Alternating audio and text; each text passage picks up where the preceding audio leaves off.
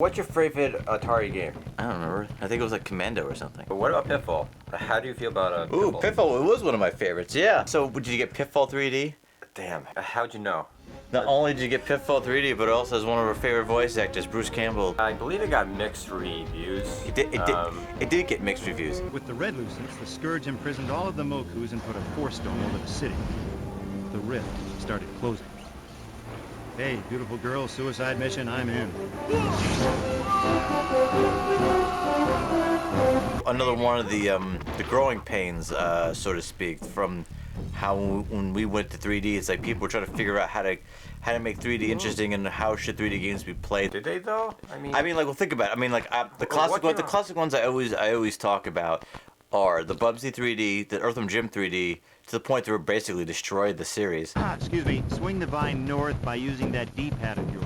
It mentions classic Pitfall things. They're just in 3D. You know, like for example, like the pits, the magic pits that go in and out that were both in the original Atari version and they were in the 16-bit version. The rolling logs that you saw were those rolling logs. Those are definitely a nod towards the original. Look what I found. so how do you know this is the voice of Bruce Campbell?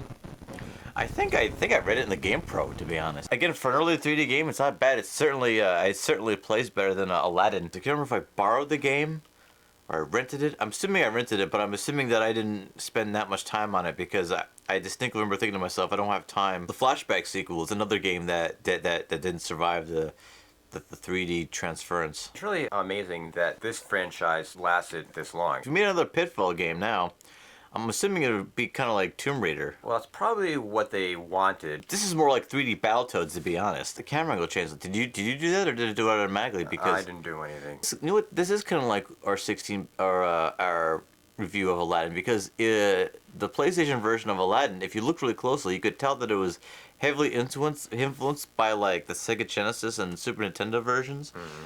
And this is like the same thing. Like you see a lot of nod towards like the Mayan Adventure. Although I don't know if giving him a voice was a really smart idea, as much as I like Bruce Campbell. They were trying to take, what was new at the time, like CD voice acting and CD music and stuff, and trying to improve upon it. It's kind of like a sink or swim thing. If you give a character a voice that usually doesn't have a voice, you play a very dangerous game. It's a thing that's been going back as far as like Charlie Chaplin. It's like, crap, will people still like this character if they knew, if the voice lines up to what it was? This is showing how I got the second gem or whatever it is. This is like a faster Tomb Raider. Actually, you know something? It actually isn't a bad game, is it?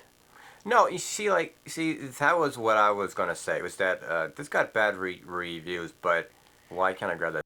But to be honest, I think they made some very wise choices. First of all, like they kept the camera relatively anchored. Yeah. Right. In other words, the camera doesn't hide things from you like other 3D games. What I remember about the PlayStation era was that like there seems to, because they pumped out so many games, they really were like the Atari of the freaking 32-bit generation. It was almost like a bad joke. Like I remember looking up GamePro like every month, and like they would have like the half-page reviews, and there would be this half-page review of games they literally just pumped out for freaking pump out's sake. Like they had like a Spice Girls video game. They made a Dukes of Hazzard video game when there hadn't been a Dukes of Hazzard TV show or movie like anywhere in sight. Everybody has what do they call anchor games or flagship games. Yeah, right. There's always flagship games, but I feel like for the PlayStation generation, like it was flagship games or nothing. I'd say Connect on the Xbox 360 had this onslaught, crappy, low-budget games that I can't believe got published. I'm just going around in circles because I don't know what to do. I mean, I just finished this puzzle over here. It said you had to blow it down. Well, maybe once you finish one puzzle, you have to get to the other. Maybe the fishy thing about this game is that they give you a hint that like you can go 360 degrees in any direction. It can be very possible that like the path you took is the one that was obvious, but at some point you gotta look outside the box and see if you have to jump in a different direction. This part here might be the thing because see, it's got 4 direct. Yeah. What? I just died from that? This deserves an HD remake. It also needs a cameo from Mr. Mosquito. I mean, that level was rough. All right, shall we cheat? Yeah, sure. Why not? Listen, we're not gonna hide the fact that you could cheat in this game. We're gonna make a password system so you can cheat in this game. No.